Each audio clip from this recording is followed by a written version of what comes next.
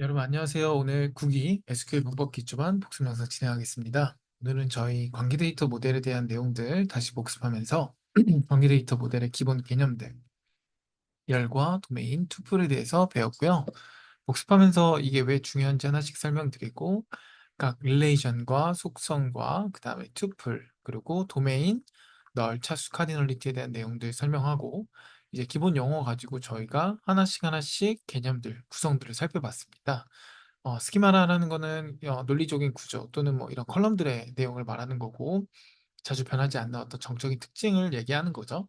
얘네들 같은 경우는 뭐 릴레이션 스키마라고도 부르고 릴레이션 인스턴스는 투플의 개념으로 해당 이제 존재하는 투플들의 집합인 거죠. 그래서 얘네들은 좀 자주 바뀔 수가 있겠죠. 릴레이션의 구성을 보면 이제 스키마는 컬럼의 형태이고 인스턴스는 투플의 개념의 값들이라고 생각하시면 되고요. 그다음에 저희 데이터베이스 구조에서 보면은 데이터 스키마, 그리고 인스턴스 이게 결국에는 릴레이션 스키마들이 합쳐진 거, 인스턴스가 합쳐진 게 되겠죠. 그래서 이거를 우리가 데이터베이스라고 크게 확인할 수가 있겠죠. 각 릴레이션의 특성들은 아래와 같이 투플의 유일성, 겹치면 안 된다고 말씀드렸고 그 겹치는 기준이 전체 투플 행으로 말씀을 드렸죠. 그다음 순서에 대한 무순서나 속성 무순서, 그리고 원자성도 원자값만 사용할 수 있다. 즉 분해돼서 더 이상 분해될 수 없는 값이라고 말씀을 드렸습니다.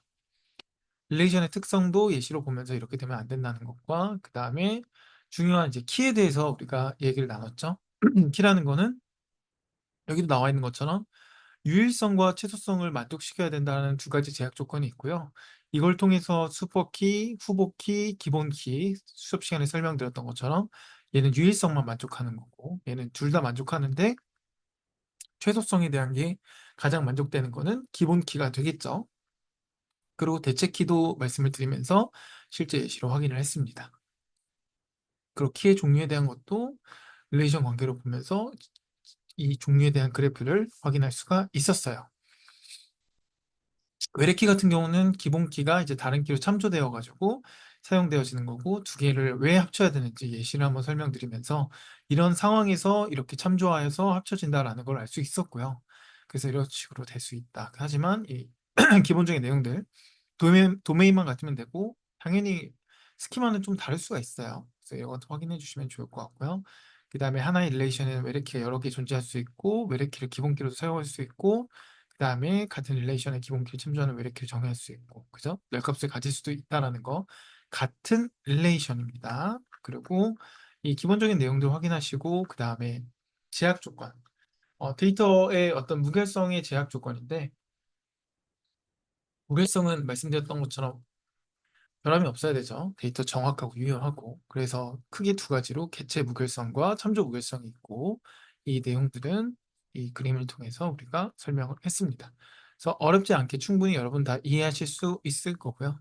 그 다음에 이제 참조 무결성에서 널에 대한 거는 당연히 다른 테이블에서 진행할 때는 이게 널이 발생할 수도 있다라는 거. 가장 예시 비주문 고객이라고 했죠. 비회원 고객 그 부분 확인하시면 될 것 같습니다. 오늘은 여기까지 하고 다음 시간부터 연산 진행해서 나머지 내용 쭉 진행하도록 하겠습니다. 여기까지 하겠습니다. 감사합니다.